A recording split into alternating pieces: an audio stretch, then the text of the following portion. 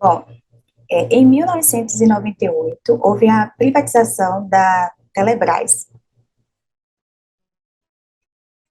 Essa empresa ela atuava com um sistema de telecomunicações.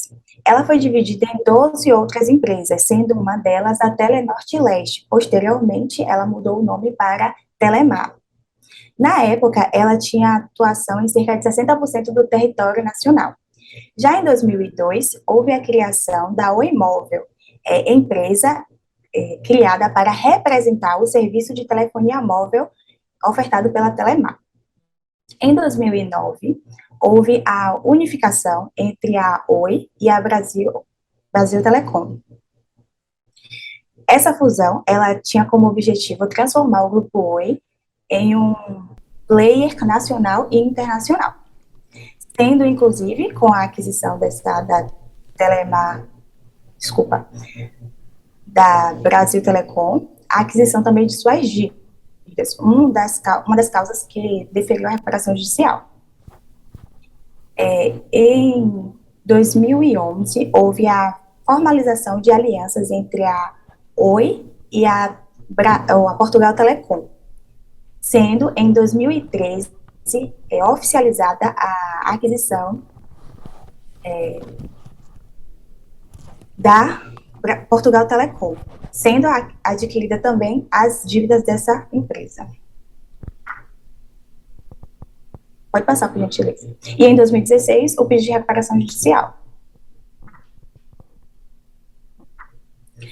A Oi, ela tinha uma atuação em cerca de 16 estados do país, com cerca de 16 milhões de clientes em telefonia móvel e 14 milhões de clientes em telefonia fixa. Já a Brasil Telecom, ela tinha uma atuação em cerca de 10 estados do Brasil e cerca de 4 milhões de clientes em telefonia celular e 8 milhões de telefonia móvel, havendo uma unificação entre elas com o objetivo de expandir os serviços prestados pelo Grupo Oi.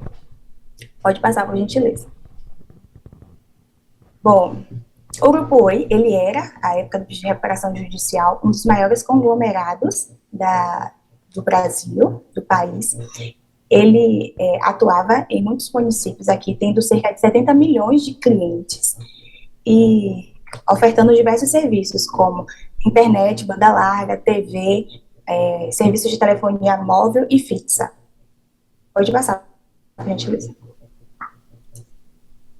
Ele também tinha 2 milhões de hotspots de Wi-Fi, mantidos inclusive em locais públicos, como aeroportos, shopping centers, e cerca de 138 mil postos de trabalho.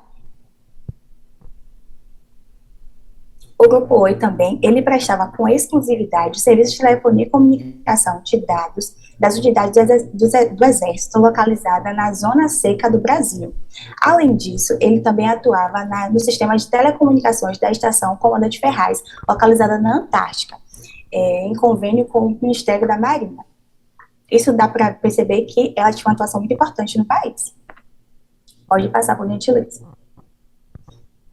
Como visto no quadro em tela, ela também tinha atuação prestação de serviço em agências bancárias, hospitais, unidades lotéricas, empresas de transporte aéreo e diversos outros serviços. Pode passar também. Aqui nós podemos ver o quadro societário da Oi. A Oi Móvel S.A. e a Comparte 4, elas eram subsidiárias da Norte e Leste, que por sua vez era a subsidiária da Oi S.A., bem como a Portugal Telecom, a Oi Coupe e a Comparte 5. Pode passar. Bom, essas empresas, elas desenvolviam, a Oi S.A., ela tinha a principal holding do grupo, e ela é composta, como eu falei, pelas outras empresas, sendo a Oi Móvel, ela é responsável pela prestação de serviços de telefonia móvel, bem como de TV. Já a Telemar, ela era responsável pela prestação de serviços de telefonia fixa. A Portugal Telecom e a Oi Coupe, elas foram criadas com base na legislação holandesa para captação de recursos financeiros no exterior e utilizados aqui no país. Já a Comparte 4 e 5, elas eram responsáveis, elas eram proprietárias de diversos imóveis locados para o Grupo Oi, principalmente no estado do Rio de Janeiro. Pode passar. Bom, O Grupo Oi, ele era regulamentado por diversas leis e decretos, e também pela Anatel. Em cumprimento, a Anatel era responsável pela concessão a outorga de concessões, autorizações, registros para prestação de serviços em determinados territórios do país. Agora vamos destacar 3 razões pelas quais houve a crise da recuperanda, né, do Grupo Oi, e posteriormente o pedido de recuperação judicial, sendo um deles em 2002, com o financiamento do plano de antecipação de metas, em 2009, com a aquisição da Brasil Telecom, como eu disse antes, ela adquiriu a Brasil Telecom e, consequentemente, também suas dívidas, e em 2013, também com a expansão internacional da Oi com a Portugal Telecom, momento em que também ela adquiriu as dívidas da Portugal Telecom. Além disso, no momento do pedido de recuperação judicial, a Oi ela tinha retido em ações judiciais cerca de 14 bilhões, derivados de ações cíveis, trabalhistas, fiscais. Também a Oi, ela prestava serviço de telefonia público. Isso derivava um gasto de cerca de 300 bilhões e a arrecadação era de apenas 7 milhões, o que também demonstra a disparidade entre os recursos investidos no serviço de telefonia e aquilo que era arrecadado. Porém, ela era obrigada pela Anatel a instalar novos acessos em cumprimento da legislação. Então, ela ficava impedida de não exercer essas novas instalações, e isso gerava um custo mais do que a arrecadação. Pode passar, por gentileza. O pedido de recuperação judicial, em face a todo esse cenário, houve o pedido de recuperação judicial em 20 de 6 de 2016, no Rio de Janeiro, sendo distribuído o processo para a 7ª Vara Empresarial da capital, tendo como administrador judicial nomeado o doutor Arnaldo, e um passivo na época do pedido de recuperação judicial era de cerca de 65 bilhões. Como eu falei, era um grupo, embora não fosse um grupo de direito, era um grupo de fato, uma vez que as empresas elas tinham atividades, embora fossem pessoas jurídicas distintas, elas prestavam serviço em conformidade, em cooperação, sendo até difícil separar os ativos e os recebidos de cada empresa. Por isso a necessidade de, embora não fosse um grupo de direito, da decretação do deferimento da recuperação judicial como um grupo, e não como empresas individuais. Alguns importantes fatos relevantes da recuperação judicial foram os litígios paralelos entre o Brasil, a Holanda, os Estados Unidos, a Ilha Caimã e outros. Outra questão também é porque a recuperação judicial ela era uma recuperação monstruosa, com cerca de 55 mil credores, 27 mil habilitações e divergências, e o processo ele tinha mais de 400 mil páginas. Então, é um processo realmente muito grande, muito extenso. E ainda outro fato relevante era a intervenção pela Anatel, já que ela tinha um crédito de cerca de 14 milhões. Então, isso gerava uma certa instabilidade, uma certa preocupação e uma certa necessidade de deferimento do pedido de recuperação judicial. Pode passar. Bom, então antes de entrar na parte operacional e financeira da Oi, começar aqui com o cenário econômico do Brasil, que não era dos melhores. A gente viu a moeda brasileira desvalorizando 50% em relação ao dólar em 2015, a inadimplência aumentando e a taxa de juros crescendo desde 2012, mais ou menos 7%, a Selic havia crescido. A Oi, comparado aos seus concorrentes, ela tinha pouca capacidade de investimento, então ela conseguia investir 16%, 17% da sua receita, quando seus concorrentes faziam até 20% da receita. Em 2011 também a Oi ela perdeu um market share relevante, foi bem quando a Claro e a NET se juntaram. A Oi ela tinha presença em áreas rurais, então ela atuava em regiões com baixa densidade demográfica, o que acabava dificultando o retorno dos seus investimentos. E ela enfrentava também um ambiente regulatório desafiante por conta da Anatel, com com multas e processos, o que acabou gerando uma forte pressão no caixa. Pode passar, por favor. Bom, então, dado esse contexto macro, a Oi ela tentou apresentar esforços operacionais e comerciais com redução de despesas, limitando seu investimento onde era realmente necessário, melhorando a experiência do cliente. Teve um reflexo positivo nos números, mas não foi suficiente para sair da posição que ela se encaminhava. Pode passar, por favor. Bom, então, num cenário sem RJ, em novembro de 2016, a Oi ela se encaminhava com caixa zero. Porém, em abril de 2016, ela tinha uma posição de 4,5 bi em caixa, o que permitiria uma entrada segura na RJ. Pode passar, por favor. Bom, e aí começa toda a preparação natural da RJ. Então, suspensão de pagamentos, separação da lista de credores em 4 classes, petição e documentos obrigatórios. E de extra, a Oi ela conseguiu mostrar para a gente alguns pontos importantes. Então, o alinhamento dos processos internacionais, porque a RJ da Oi ela envolvia jurisdições no exterior, por conta das subsidiárias nas Holandas, o reconhecimento nos Estados Unidos, as emissões de notas em Portugal, mas isso vai ser abordado um pouco mais para frente. E devido ao tamanho que a RJ estava se tornando, foi feito um plano de comunicação para imprensas, órgãos regulatórios, funcionários, fornecedores, e também a criação de uma torre de controle, para fazer todo o suporte na gestão durante a RJ. Bom, os motivos para a continuação da RJ da Oi.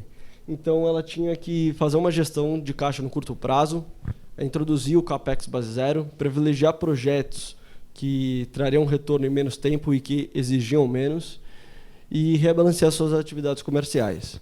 Segundo pilar seria demonstrar viabilidade operacional e financeira. Então, mostrar que a Oi conseguiria, assim, voltar ao mercado, ela teria a capacidade de ficar sustentável novamente. Então, para isso, ela tinha que capturar tendências, colocar a Oi no benchmark de eficiência operacional e explorar novas oportunidades de negócio.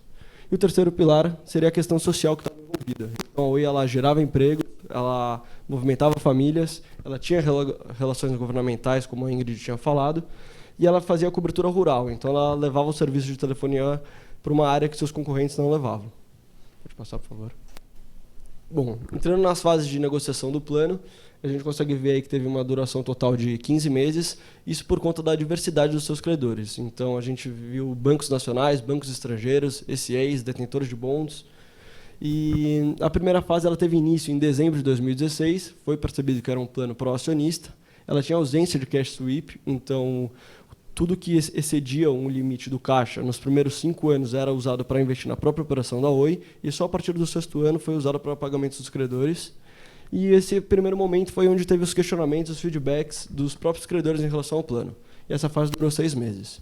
Bom, a segunda fase teve início em maio de 2017, onde teve o term sheet, que era o termo que previa as negociações futuras dos bancos ECAs com a Oi, e teve o início das conversas dos bondholders para a conversão em equity. Então, é interessante entender que o plano ele só daria certo se tivesse esse aumento de capital e esses aportes ao longo do plano. Isso vai ser explicado mais para frente também. Essa fase teve duração de 7 meses.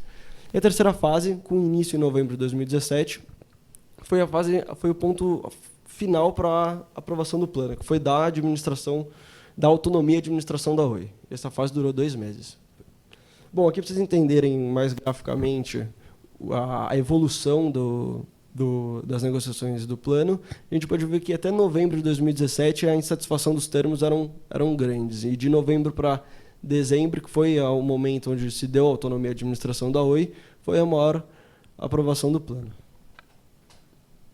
Bom, então a Oi ela se encontrava aí no momento do pedido da RJ com um passivo de 64 bi, sendo que 49 bi eram de passivos financeiros e 14 bi eram de outros passivos, sendo que a Anatel tinha 11 bi de dívida.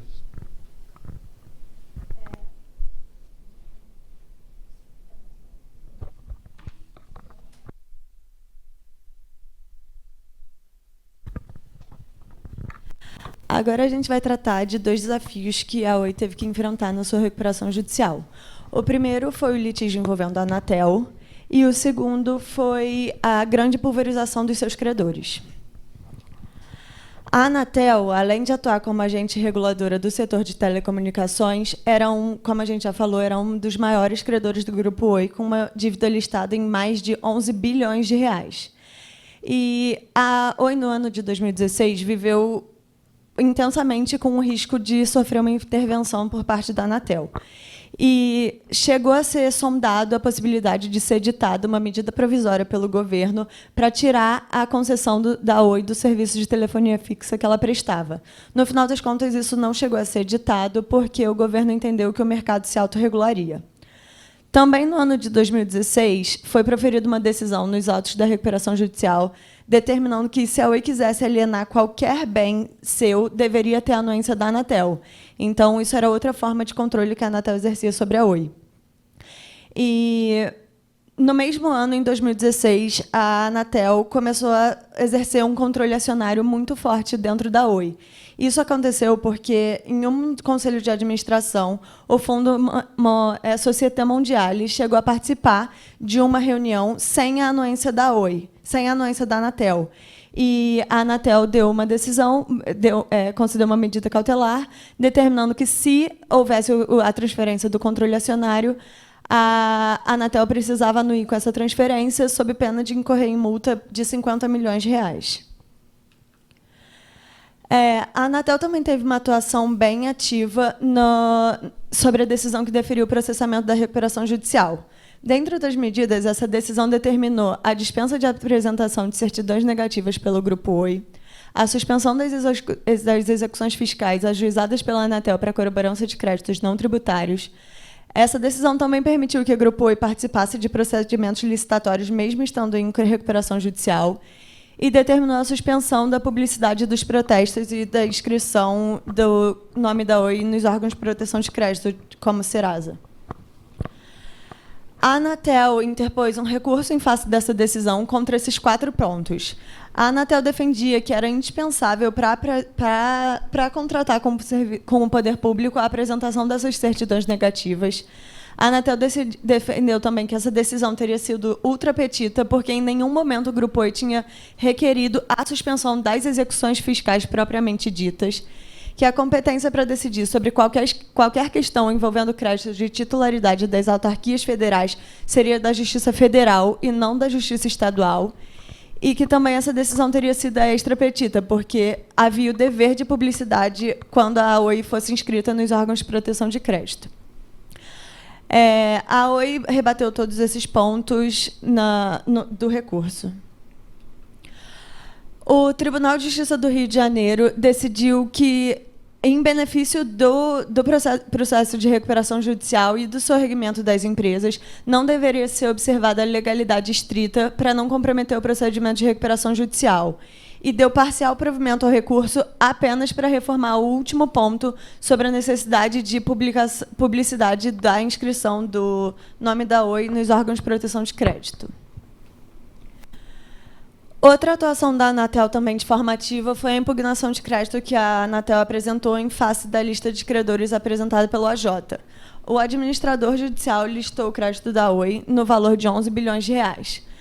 A Anatel impugnou essa relação de credores para defender que o seu crédito deveria ser pago fora dos termos do plano de recuperação judicial, ou seja, que o seu crédito teria natureza extraconcursal.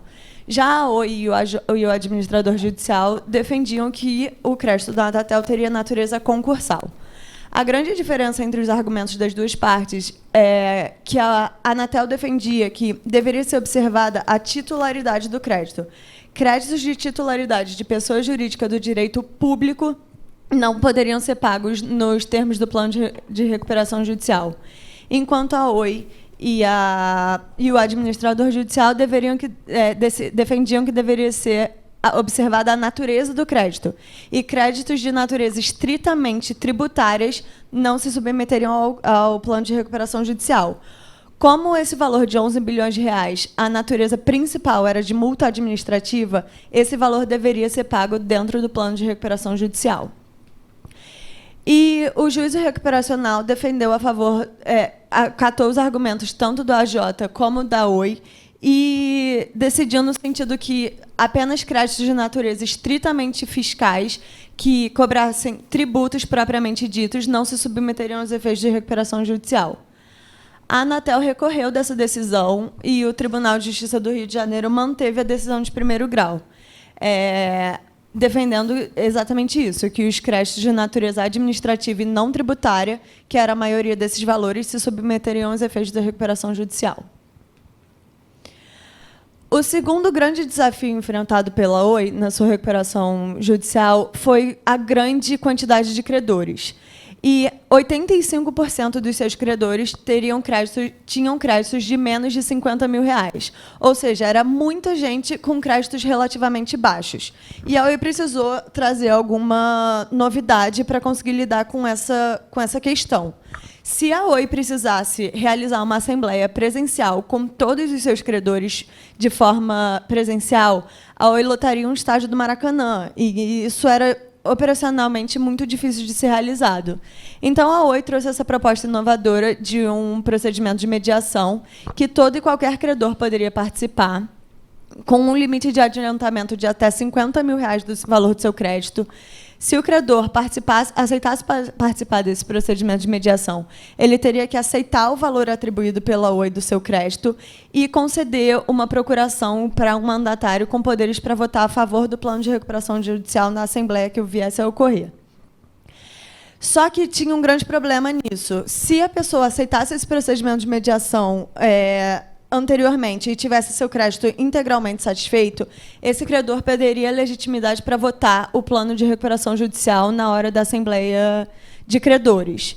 E qual foi a solução trazida? 90% desse crédito foi pago no momento de aceite do procedimento de mediação e 10% desse crédito para o credor poder participar da Assembleia seria pago apenas em momento posterior à aprovação do plano. 5 bancos apresentaram recurso contra essa decisão do juízo recuperacional que deferiu esse procedimento de mediação, e os recursos tinham o mesmo objeto, que era aferir a possibilidade do juízo recuperacional exercer um controle prévio de legalidade sobre esse procedimento.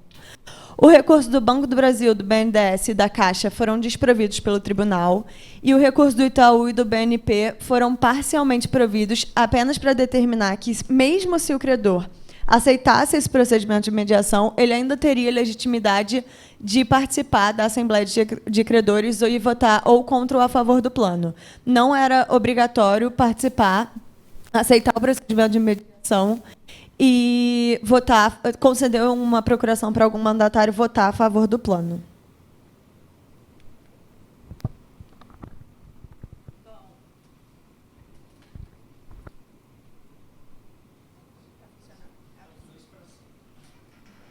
Bom, eu vou falar sobre o conflito que envolveu as sociedades holandesas, que eram a Oicoop e a PTIF, que era a a Portugal Telecom Finance, que foram os veículos financeiros do Grupo Oi, que estavam sediados na Holanda e responsáveis pela emissão dos bonds que prospectaram os 4,2 bi que a Oi tinha em caixa no momento em que pediu a RJ no Brasil, né?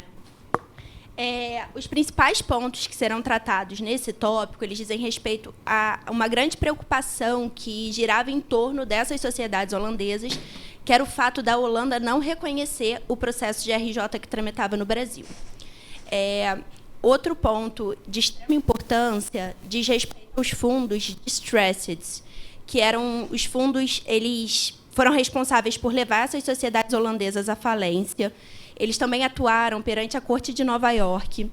Eles exerceram uma enorme pressão em face dos trustees, que eram os AJs dessas massas falidas, né, dessas sociedades holandesas. E, ao final, eu vou falar qual foi a solução encontrada pelo Grupo Oi para esse tópico, né? Antes de adentrar o mérito disso, é importante fazer uma evolução cronológica. Então, em junho de 2016, foi protocolado o pedido de RJ do Grupo Oi no Brasil, e, nesse momento, a Oicoop e a PTIF elas estavam incluídas no polo ativo da RJ no Brasil, e elas possuíam um crédito de 5,5 bilhões de euros que adivinham desse valor prospectado com os bonds, enfim. Em julho de 2016, ou seja, menos de um mês depois desse pedido de RJ, os fundos distressed, liderados pelo Aurelius, eles protocolaram um pedido de falência dessas sociedades holandesas perante a Corte Distrital de Amsterdã. E, como eu disse antes, isso era um grande ponto, já que, na Holanda, o processo de recuperação judicial da Oi no Brasil não era reconhecido. Como medida de proteção, o Grupo Oi ele instaurou o Suspension of Payments, que seria uma tentativa de frear esse requerimento de falência involuntário requerido pelos fundos, né? No âmbito desses Suspension of Payments, foram nomeados os AJs, e em face dos quais os fundos começaram a exercer inúmeras ameaças, pressões e perseguições. Em dezembro de 2016, cedendo a todas essas pressões desses fundos, os trustees eles pediram a conversão dos Suspension of Payments em falência. Entre maio e junho de 2017, veio a ser decretada a falência dessas sociedades holandesas. Então, falando agora sobre a sua atuação desses fundos distressed, né? O que seriam esses fundos distressed? Eles são fundos que eles são especializados em atuar com ativos de alto riscos, né? Normalmente, eles adquirem aqueles títulos de crédito de devedores inadimplentes ou até mesmo ações de empresas já em falência. E como esses fundos eles atuaram na RJ da Oi, né? Eles atuaram com uma forma de bloqueio, eles tentavam a todo custo impedir o soerguimento do Grupo Oi, se esse não fosse feito da maneira que eles pretendiam. Um ponto de extrema relevância é que esses fundos eles já possuíam, sim, alguma participação nessas sociedades holandesas, mas a maior parte da sua participação acionária ela foi adquirida depois do pedido de RJ no Brasil e depois da primeira decisão da Corte de Nova York, que reconheceu a RJ do Brasil como o principal processo de insolvência do Grupo da Oi. Esses fundos foram responsáveis pelo requerimento de falência dessas sociedades holandesas. Eles tramaram um estratagema tremendo de ameaças, intimidações e perseguições em face dos AJs holandeses. Inclusive, há uma denúncia de um empréstimo muito grande feito por eles para um desses AJs. Eles tentavam a todo custo tomar o controle da administração interna da Oi no Brasil. E eles atuavam de uma forma que se chama Double Dip Strategy. O que era isso? Eles tentavam receber o crédito deles por duas vias. Ou seja, eles tentavam receber diretamente da Oi, na RJ, que tramitava no Brasil, e indiretamente no âmbito das falências das sociedades holandesas. Esses fundos eles foram responsáveis por instaurar um segundo procedimento do Chapter 15 perante a Corte de Nova York, que eu vou falar no próximo slide, e no âmbito do qual foi proferida uma decisão histórica e, assim, extremamente relevante para o tema. E, por último, esses fundos eles financiaram o ajuizamento de ações paulianas pelos AJs holandeses, visando a revogação da transferência daquele valor que tinha no caixa do Grupo Oi e que possibilitou o pedido de RJ no Brasil. Então, agora falando sobre a atuação perante a Corte de Nova York, né? Primeiramente, tão logo teve o pedido de RJ da Oi no Brasil, o Grupo Oi ele compareceu perante a Corte de Nova York, visando o reconhecimento por aquela corte de que a RJ da Oi, em trâmite no Brasil, seria o principal processo de insolvência do grupo. O principal processo de insolvência estrangeiro, perdão. E a Corte de Nova York ela reconheceu que, sim, todas as atividades do grupo elas eram exercidas no Brasil, então fazia todo sentido que a RJ da Oi fosse o principal processo de insolvência. É importante ter em mente que, em nenhum momento, esses fundos distressed eles compareceram nesse procedimento, nesse primeiro Chapter 15, né? Apesar de já estarem, obviamente, cientes de todo o imbróglio e de tudo que estava tramitando. Ocorre que, depois dessa primeira decisão, foi declarada falência perante a Corte de Amsterdã das sociedades holandesas. E aí, numa tentativa de reverter essa decisão, os AJs novamente pressionados pelos fundos, eles instauraram um novo Chapter 15, visando revisar essa decisão que reconheceu a RJ do Brasil como o principal processo de insolvência e tentando transferir essa posição para os processos holandeses. No âmbito desse segundo Chapter 15, a Corte de Nova York proferiu uma decisão histórica, reconhecendo a abusividade da prática desses fundos, que tinham um claro intuito de impedir a reestruturação do Grupo Oi. E a forma que eles atuavam, né? Então, com essa tentativa de assumir o controle da companhia e da Double Dip Strategy. Outro ponto de extrema relevância, que também tem a ver com as sociedades holandesas, diz respeito à tentativa dos AJs holandeses, nomeados nas falências, comparecerem perante o juízo recuperacional no Brasil e tentar que fosse reconhecido a eles o direito de voz e voto na AGC, como representantes legais dessas empresas. Eles argumentavam que a eles incumbia essa função porque, por estarem sediadas na Holanda, as leis que deveriam ser aplicadas eram as holandesas e que essas reconheciam que eles eram os representantes dessas massas falidas. O juízo recuperacional ele reconheceu que, no máximo, esses AJs eles poderiam representar o interesse dos credores das empresas holandesas, mas que jamais eles seriam representantes legais dessas empresas, porque eles não eram gestores delas, né? E, numa decisão posterior, o juízo recuperacional novamente reconheceu a impossibilidade da atuação deles de voz e voto nessa GC, porque as decisões proferidas na Holanda elas não poderiam produzir efeitos perante o juízo brasileiro. Os AJs eles recorreram, os AJs holandeses recorreram, e, novamente, em sede de agravo, foi reconhecido que eles não tinham direito de atuar como representantes legais, que eles poderiam participar da AGC só como ouvintes, e que, caso eles, de fato, pretendessem essa questão, atuar como representantes legais, teria sido necessário que o STJ tivesse homologado essa sentença estrangeira que decretou a falência.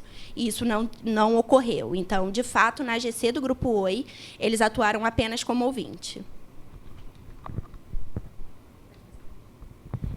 Por fim, qual foi a solução encontrada para todo esse imbróglio envolvendo as sociedades holandesas e também a questão da Corte de Nova York, né? Foi firmado o Plan Support Agreement e o Composition Plan. O Composition Plan ele nada mais foi do que reproduzir nos processos de falência da Holanda o PRJ que foi aprovado aqui no Brasil, nos mesmos termos. Então, o plano de recuperação judicial ele foi levado para as falências das sociedades holandesas. Lá, eles foram levados à Assembleia para votação, foram aprovados e, posteriormente, homologados pela Corte holandesa. E isso culminou na extinção dessas falências. E o Plan Support Agreement foi a forma de negociação do Grupo Oi com os bondholders, com esses fundos, né? Mediante o qual estabeleceu-se a forma que esses fundos iriam aprovar o plano.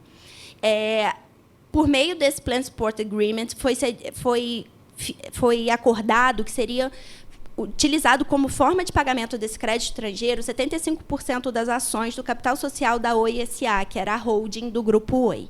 E, dessa forma, conseguiu-se, então, aprovar o PRJ no Brasil, acabar com a questão das sociedades holandesas, da falência das sociedades holandesas, e prosseguir com a reestruturação do Grupo Oi. Bom dia. Vou falar um pouco sobre o cenário durante a aprovação do plano de recuperação judicial. Então, o caso da Oi ele representa um exemplo clássico de ativismo dos acionistas originários que pretendiam ali um plano de recuperação judicial que não representasse uma diminuição da participação acionária. E, por outro lado, você tinha um plano de recuperação judicial que precisava de uma grande conversão de dívida em capital, o Roger até antecipou, e daí se instalou essa situação, gerando aí uma grande briga entre o que prevalecia na legislação de insolvência e o que prevaleceria na legislação societária, dando início aí a um dos primeiros conflitos entre jurisdição estatal e jurisdição arbitral. Qual era o cenário ali naquele momento? Você tinha uma companhia de capital aberto, controlada por uma minoria que detinha cerca de 20% do capital e que, por isso, controlava o conselho de administração, e esse conselho de administração, como eu mencionei, que não aceitava, ao menos não como era necessário, um plano de recuperação judicial que implicasse nessa diluição do capital. E daí surgiu esse conflito entre a diretoria e o conselho de administração, uma vez que você tinha uma diretoria que estava ali empenhada em elaborar um plano que atendesse e fosse aprovável pelos credores, e, em contraponto, um conselho de administração que pretendia ali o melhor interesse dos acionistas e que não aceitava a diluição da participação desses acionistas minoritários. Isso acabou destrinchando ali em 3 momentos, com a intervenção judicial no Grupo Oi, prevista no artigo 64 da 11.101. Ocorreu a nomeação de um interventor, um CEO. Esse CEO, inclusive, recebeu a incumbência do magistrado de apresentar o plano de recuperação judicial. Esse plano, com um implemento, ele previa o aumento do capital e a conversão de dívidas. Inclusive, uma frase que eu destaco foi proferida pelo Eurico Teles, que foi esse CEO que recebeu a incumbência de apresentar o plano de recuperação judicial. Ele menciona, né? Procuramos elaborar um plano que não desagrade muito a poucos, mas sabemos que vai desagradar um pouco a todos. Então, representando bem o espírito da legislação de insolvência, em que você tem uma universalidade de credores que acaba suportando as dificuldades ali naquele momento, mas tudo isso em prol aí da continuidade da atividade empresarial. E aí o cenário era o seguinte: você tinha ali uma dezena de administradores renunciando às funções que exerciam até então, gerava um cenário de forte insegurança e instabilidade institucional na companhia. Inclusive, isso foi noticiado por diversos credores nos autos da recuperação judicial. Aí, tumultuando um pouco ainda mais, o Conselho de Administração da companhia nomeou 2 conselheiros que atuariam como diretores, e isso foi interpretado naquele momento como uma tentativa de inviabilizar a negociação e a elaboração do plano de recuperação judicial. Percebendo essa movimentação, a companhia se socorreu no juízo da recuperação judicial, que proferiu uma decisão em novembro de 2017, e, para se ter uma ideia, isso aqui é cerca de um mês antes da Assembleia Geral de Credores que foi realizada, e o magistrado ele proibiu que esses diretores que foram nomeados, eles interferissem de alguma forma na elaboração desse plano que estava ali em negociação. Ainda assim, após alguns dias, o diretor-presidente ele renuncia ao cargo e assume a função Eurico Teles, que até então acumulava a função de diretor jurídico da companhia, e após alguns dias ele recebe a incumbência do magistrado de elaborar esse plano de recuperação judicial e de promover as negociações com os credores. E, inclusive, foi fixada uma data ali para que isso ocorresse. Nessa mesma decisão, o magistrado ele ratifica o posicionamento anterior, ou seja, que aqueles diretores eles não poderiam intervir de nenhuma forma na elaboração e negociação do plano de recuperação judicial. O plano ele foi efetivamente apresentado em dezembro e, após alguns dias, ele foi votado em Assembleia Geral. Para se ter uma ideia ali da grandiosidade do evento, inclusive isso constou na decisão após alguns dias de homologação do plano, a Assembleia ela teve início na manhã do dia 19 e ela se estendeu ali até a madrugada do dia 20. E foi aprovado pela maioria esmagadora dos credores presentes. A respeito desse plano, a Tamires vai apresentar a importância e alguns pilares que foram tratados, e depois eu retomo para tratar de algumas cláusulas específicas que foram questionadas pelos minoritários, que eu destaquei no início. Bom dia a todos. O plano ele tinha algumas premissas, né, até como já foi delineado até pelo Roger e colocado pelo Evandro, era a reestruturação judicial, né, desse passivo e a proteção do caixa. O perfil dessa dívida, a gente vai até ver no próximo slide, ela era preponderantemente financeira. Então, ali na classe, né, dos credores quirografários, era onde estava o maior problema, né, até para eu conseguir sentar e negociar com esses credores. Então, nesse perfil de dívida, a gente tinha aí 42 bilhões, né, que eram compostos pelos bondholders e por instituições financeiras nacionais e estrangeiras. A premissa que o plano também se pautou foi na redução da dívida financeira, então, de 49,4 bilhões para 23,9 bilhões, convertendo parte dessas obrigações em ações da empresa e novos títulos da dívida, né? Então, essa questão da conversão do equity. Para implementar esse plano, para que ele pudesse efetivamente ser executado, o plano também trouxe alguns mecanismos, né, de governança e também de reestruturação societária para possibilitar justamente que o plano fosse cumprido. Como a gente já acho que ficou claro aqui, essa questão envolvendo os bondholders era uma questão muito relevante e existia uma pressão e um ativismo, né, para que esse plano não fosse implementado, para que as ações que estavam sendo adotadas aqui no âmbito do plano no Brasil não prosseguissem. Pode passar, por favor. Quais eram os meios previstos ali no plano para a recuperação? A gente tinha a mediação e a conciliação, um acordo, né? Então, como a Carolina colocou, isso aconteceu num período pré-recuperação judicial e foi algo muito efetivo porque isso possibilitou a redução daqueles credores que tinham, né, créditos até 50 mil reais. Isso possibilitou, não só no Brasil, mas também em Portugal, a redução de boa parte desse passivo. A previsão de alienação dos bens de ativo permanente, então, as unidades, né, as UPIs. O aumento de capital, como uma forma de novos recursos.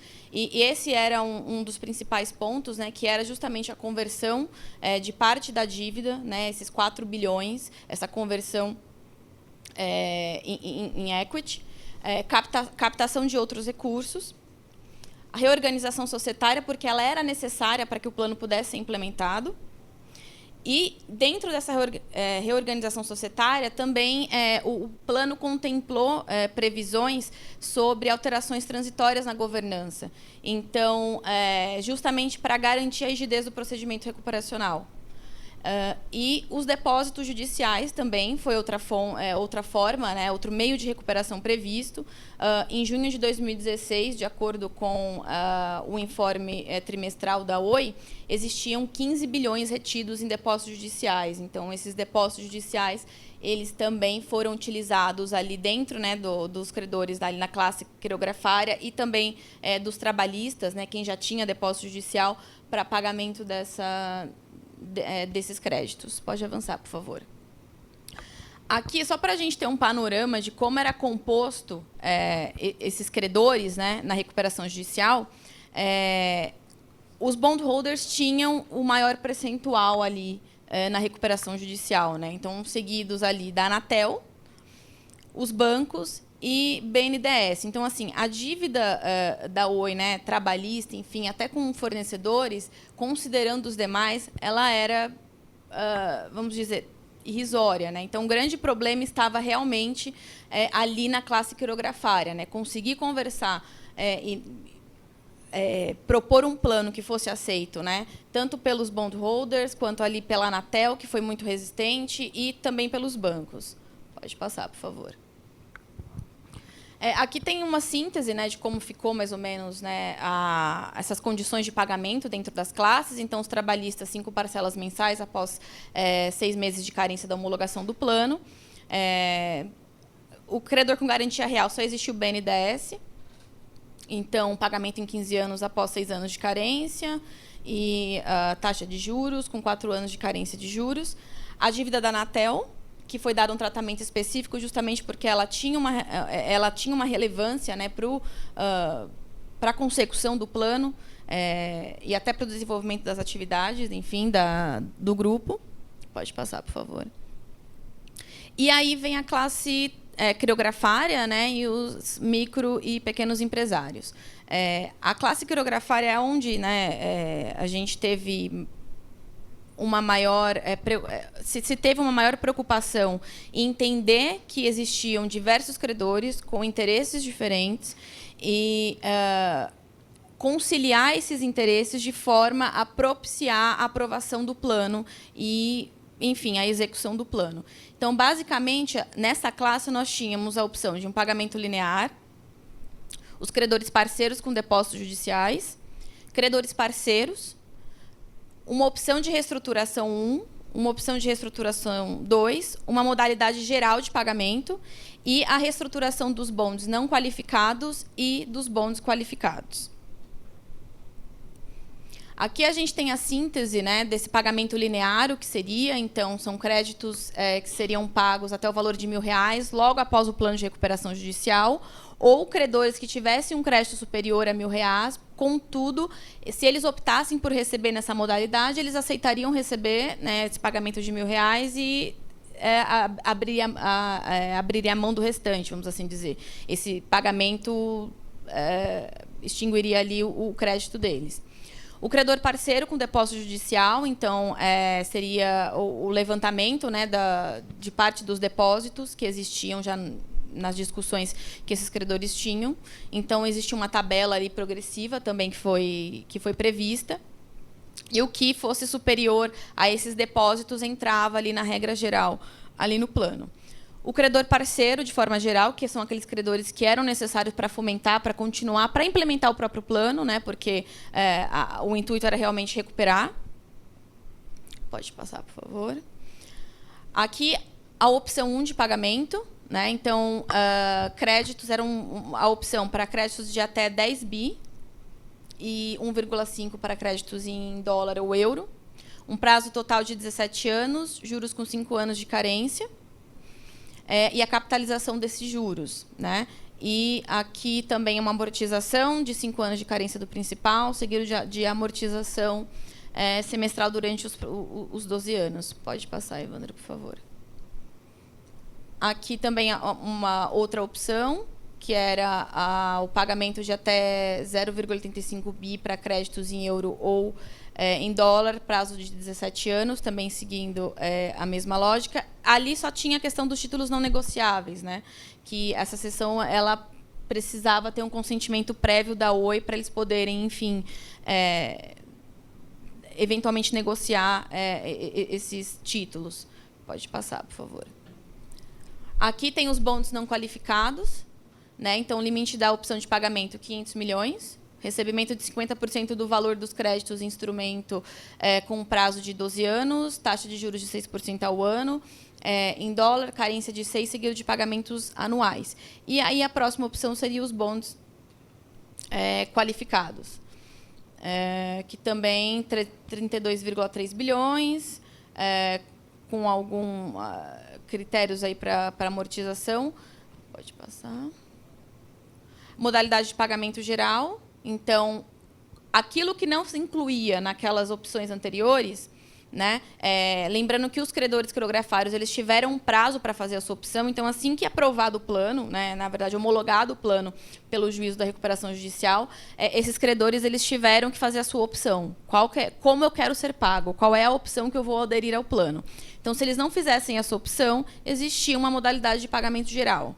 Então, nessa modalidade de pagamento geral, você tinha um limite, né, de crédito de até 70 bi, menos o valor dos créditos concursais reestruturados, né? Então, naquelas opções anteriores, com a redução proporcional dos pagamentos que já tivessem sido feitos. Aí tem também os créditos intercompany, né, pagamento em 5 parcelas a partir de 20 anos após a quitação das modalidades do pagamento geral e também, enfim, das anteriores. Pode passar, por favor. E para os credores de micro e pequena empresa, as mesmas condições para os quirografários, só que com a opção de pagamento linear, se fosse credor parceiro com depósito judicial, opção de reestruturação 1, 2, modalidade de pagamento geral ou credores fornecedores parceiros. Nesse panorama, quando a gente olha, né, como foi o plano, pode avançar, Evandro, por favor. Fica claro que houve uma preocupação, nessa reestruturação na classe dos coreografários, de dar opções, de demonstrar para esses credores que eles tinham opções de escolha e, ao mesmo tempo, não tratá-los de forma desigual. Então, eles tiveram a opção de escolher, né, como eles pretendiam ser pagos. Então, após a aprovação do plano, como o Evandro já tinha pontuado, o plano foi aprovado quase que pela integralidade dos credores presentes, então foi 92,97% dos créditos presentes, no dia 20 de 12 de 2017. O plano foi homologado em 8 de janeiro de 2018, apenas com 2 ressalvas pelo juízo da recuperação judicial, que era vedar a Oi a faculdade de dizer se ela ia ou não reembolsar as despesas incorridas pelos credores na satisfação dos créditos, e estender o pagamento da commitment fee para todos os outros credores coreografários que tivessem o mesmo perfil.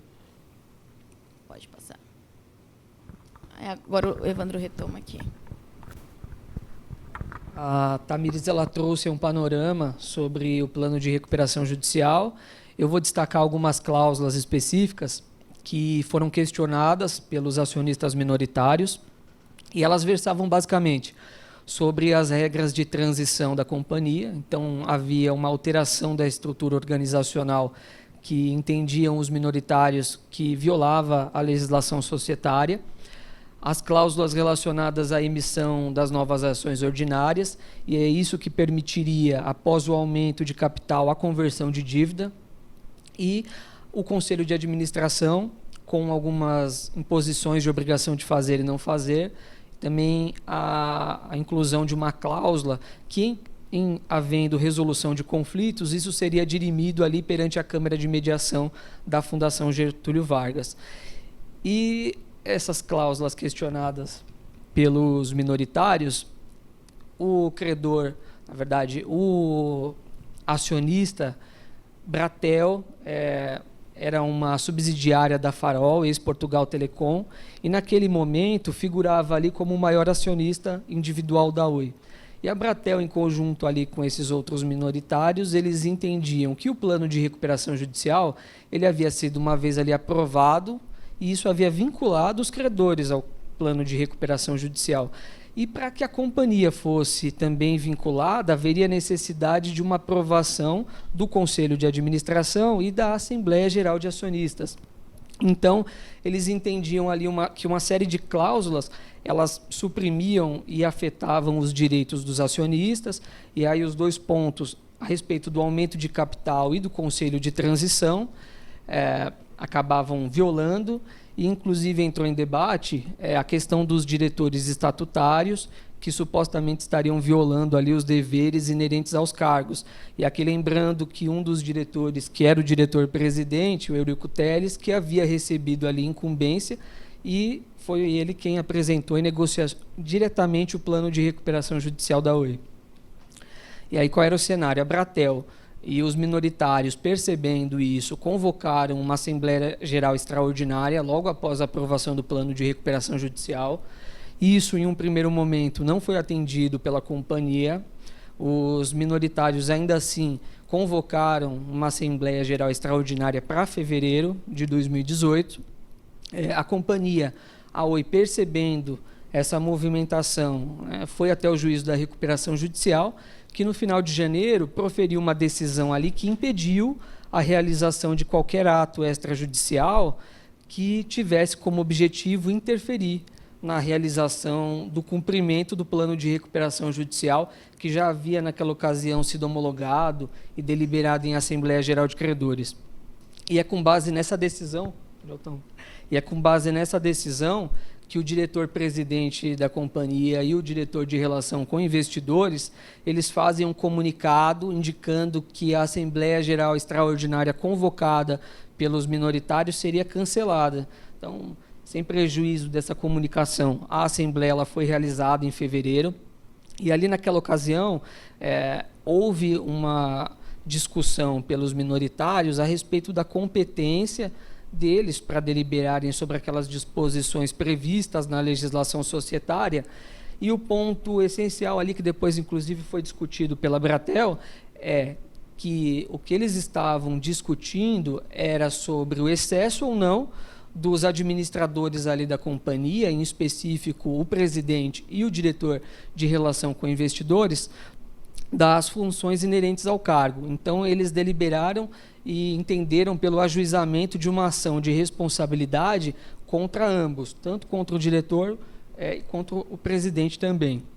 Essa decisão, no dia seguinte, foi questionada e o magistrado, na recuperação judicial, proferiu uma tutela de urgência, sustando os efeitos dessa decisão e, inclusive, nesse mesmo ato, ele suspendeu ali os direitos políticos da Abratel e dos demais acionistas que deliberaram daquela forma. E foi justamente isso que possibilitou que o Conselho de Administração implementassem um aumento de capital, e aqui eu faço uma ressalva que esse Conselho de Administração da companhia já é o Conselho Transitório, que foi implementado justamente pelo Plano de Recuperação Judicial.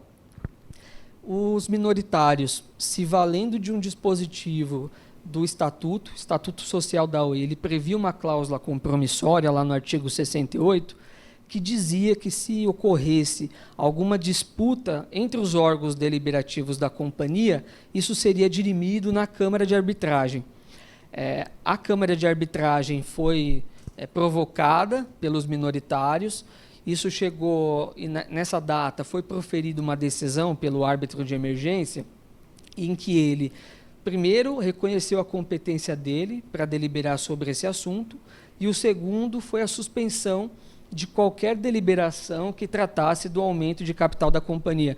Então, isso acabava inviabilizando o aumento de capital e, por consequência, o próprio cumprimento do plano e daquelas cláusulas dispostas que tratavam dessa conversão de dívidas.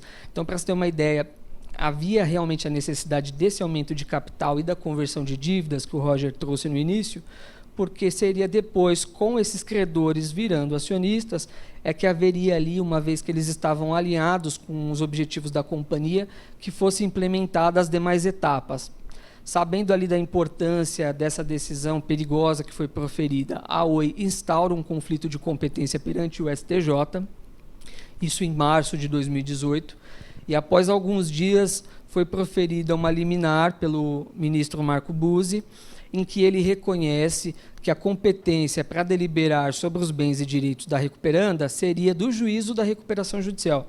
E é com base nessa decisão, atrelada com uma disposição também do Estatuto Social da Oi, que previa ali que poderia ocorrer o aumento de capital até determinado limite, que a Oi promove esse aumento de capital.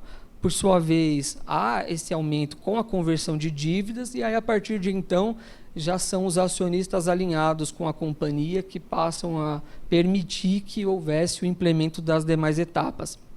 E aí, depois essa discussão ela teve continuidade, inclusive, se reconheceu que a competência de fato era do juízo arbitral para deliberar sobre aqueles assuntos e não do juízo da recuperação judicial, e que não poderia a legislação falimentar e de insolvência atropelar as disposições da legislação societária. Porém, quando isso ocorreu, já havia ocorrido esse implemento do aumento de capital e conversão da dívida e não havia mais como voltar atrás. E muito com base em uma doutrina que já no direito comparado tem muita aderência e é nova no país, a Mootness Doctrine. E eu trouxe um caso importante que eu acredito que exemplifique bem isso, que é o caso De Funes versus Oldgar, que chegou à Suprema Corte dos Estados Unidos. De Funes era um estudante, ele conseguiu estudar com base em uma medida liminar. Essa liminar ela foi discutida e esse caso chegou à Suprema Corte, mas quando isso aconteceu, De Funes já estava concluindo os estudos. Então, qualquer decisão que fosse proferida pela Suprema Corte não teria mais nenhuma eficácia, o objeto havia se perdido, porque ele já havia concluído os estudos e, por isso, a Suprema Corte entendeu aquele caso como múltiplo, um caso discutível, e não proferiu ali uma decisão de mérito. A gente encontra um paralelo disso na teoria do fato consumado aqui no Brasil, o STJ já se manifestou sobre o assunto, e basicamente se entende que aqueles fatos que ocorrem no curso do processo, quando amparados por uma decisão, eles não serão no futuro desconstituídos caso seja proferida ali uma decisão desfavorável. Inclusive, ali, um prestígio ao princípio da segurança jurídica, né, e da preservação dos atos validamente concluídos. Então, foi justamente isso que permitiu o sucesso do implemento do plano de recuperação judicial na primeira fase. Já caminhando para o final da minha fala, aqui a gente destaca alguns artigos que aparentemente se conflitariam entre a legislação recuperacional e a legislação societária, e um especial destaque para o artigo 50, lá no inciso 17 da Lei 11.101. Notem que foi um artigo incluído em 2020, e ele prevê agora, como um dos meios de recuperação judicial, a conversão de dívida em capital social. E isso já foi utilizado como um pilar no plano de recuperação judicial da OI lá em 2017. Então, uma medida inovadora e que foi um pilar fundamental ali no plano de recuperação judicial e que foi inaugurado lá atrás, apesar de agora já estar positivado.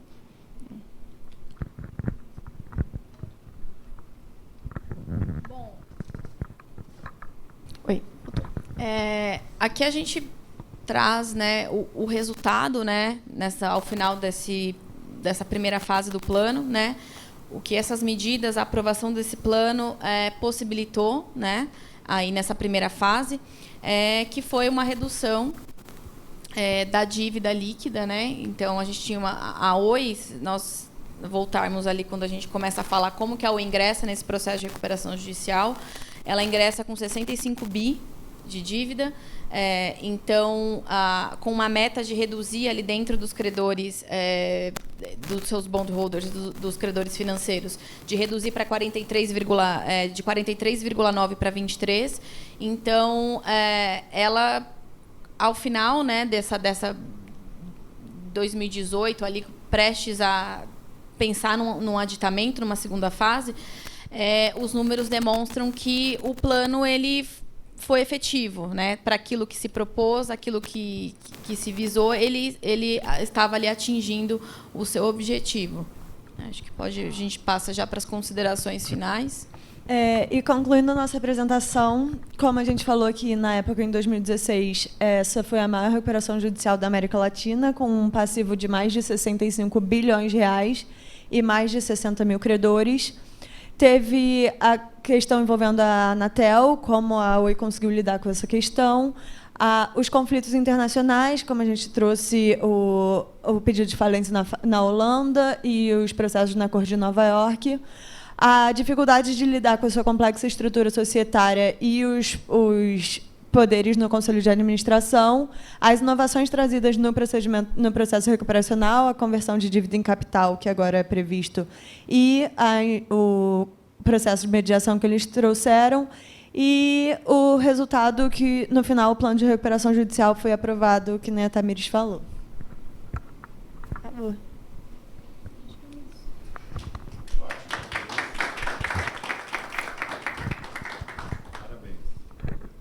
Arlô, isso, agora sim. Parabéns, bom, ótimo. Bom, trabalho de fôlego, né? Foi um dos casos emblemáticos do Brasil, da história do Brasil, história das recuperações do Brasil, com seus temas polêmicos. Cada tema polêmico já mereceria uma apresentação inteira. Talvez de dias, né? Eu e o Sérgio poderíamos debater cada tema aqui, que nós atuamos de cada lado dos casos durante dias. E dado a relevância, mas eu acho que vocês trouxeram aí sinteticamente, obviamente com os detalhes, e até relembrando que todos os detalhes, né, fazer o resumo de um caso desse de 400 mil páginas, né, ou 400 mil, eu nem sei hoje o número, mas enfim, de 400 mil páginas não é fácil, e realmente os detalhes, obviamente, tem que ser lá socorridos lá na fonte, na origem, mas eu acho que, em termos gerais, todas as grandes discussões, os grandes temas e os temas mais relevantes, né, além de outros que também entraram dessa primeira fase, isso só foi a primeira fase, né, que foi até a aprovação do plano e a implementação societária, enfim, da estrutura de capital e pagamento dos credores nessa primeira fase. Muito interessante, parabéns. pelo trabalho de vocês. E vou chamar, então, agora para os comentários finais. Primeiro, Stefan, obrigado da classe por fazer os seus comentários. Obrigado, Fábio. Bom, primeiro queria agradecer à TMA pelo convite de participar dessa mentoria e, sobretudo, parabenizar vocês, aí, os NextGen, pela apresentação, que realmente, vamos dizer, era desafiador apresentar esse caso, um caso tão complexo, com tantas questões inéditas e o tamanho, assim, tudo era, vamos dizer, superlativo nesse caso, e vocês conseguiram apresentar esse caso aí, sintetizar isso de uma forma muito boa. Espero que, vamos dizer, quem assistiu aí tenha podido, vamos dizer, aprender aí com a apresentação de vocês. Acho que assim, o que a gente tem para falar aqui desse caso, vocês já traduziram bem na apresentação, não vou repetir o que vocês já falaram, mas é esse tamanho da operação, da recuperação, 65 bi de créditos concursais. Eu acho que até hoje ainda continua sendo a maior recuperação judicial do Brasil, quando a gente olha só os créditos concursais. A complexidade societária, vamos dizer, o perfil dos credores, né, governo, bondholders, bancos, tudo isso foi um desafio muito grande.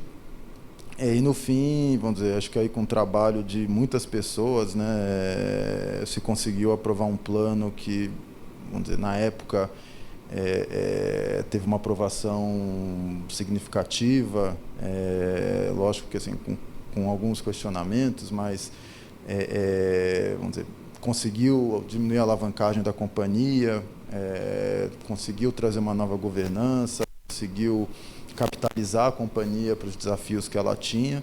Então foi, vamos dizer, foi realmente uma guerra aí, com muitas batalhas, mas que no fim teve um resultado muito positivo, e que, vamos dizer, acho que o resultado da GC demonstrou isso, né? Então, assim, de novo, agradecer vocês, parabenizar pela apresentação, um ótimo trabalho. Vou passar aí para o Sérgio, para as considerações dele também. Obrigado. Inicialmente, bom dia a todos.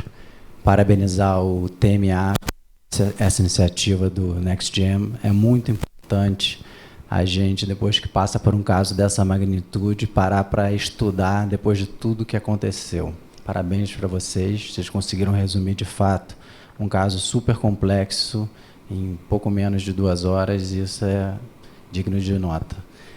Como vocês puderam perceber na apresentação, o caso da Oi foi realmente muito complexo. E foi muito complexo, como eles bem resumiram, por conta de suas estruturas de capital e societária, por conta do volume de dívida e de credores, por conta do setor atualmente altamente regulado que a companhia atuava de telecomunicações e pelo perfil variado dos credores, não só pelo Brasil, mas pelo mundo todo.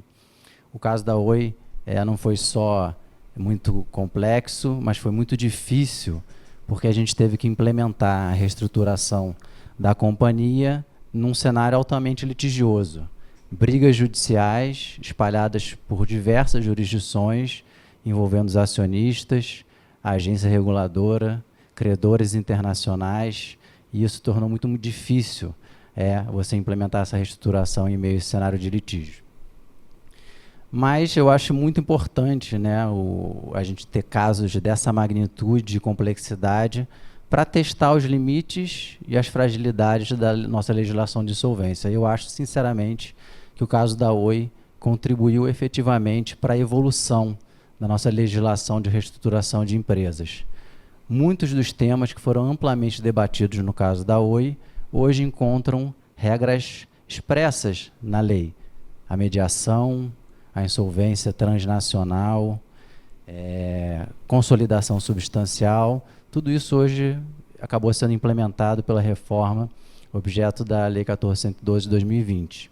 Então, eu acho que casos dessa magnitude e complexidade contribuem para a evolução do nosso sistema de insolvência.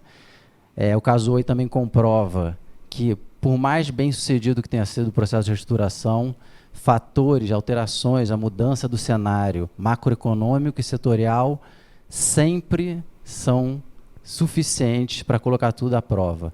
A Oi foi obrigada a revisar o seu plano de negócios recentemente e a revisar o seu plano de recuperação judicial. Mas isso é matéria para a fase 2 do caso Oi, que o projeto NextGen no TMA vai apresentar para vocês em breve. Muito obrigado a todos, parabéns mais uma vez pela excelente exposição. Bom dia a todos. É isso, obrigado. Encerrando, e como o Sérgio já fez o preview aqui, já deu o spoiler, aguardem o próximo capítulo também desse caso, que é a nossa próxima apresentação com a recuperação judicial da Oi, fase 2. E é um caso exemplar, excepcional, né, em todos os sentidos, e exemplar, como o Sérgio lembrou, de inovar e estender, né, os limites da recuperação no Brasil. E as polêmicas fazem parte, porque, afinal, um caso grande tem que ter polêmica. Se não tiver polêmica, não é um caso grande. Então, mas parabéns a todos e obrigado. Obrigado pela participação.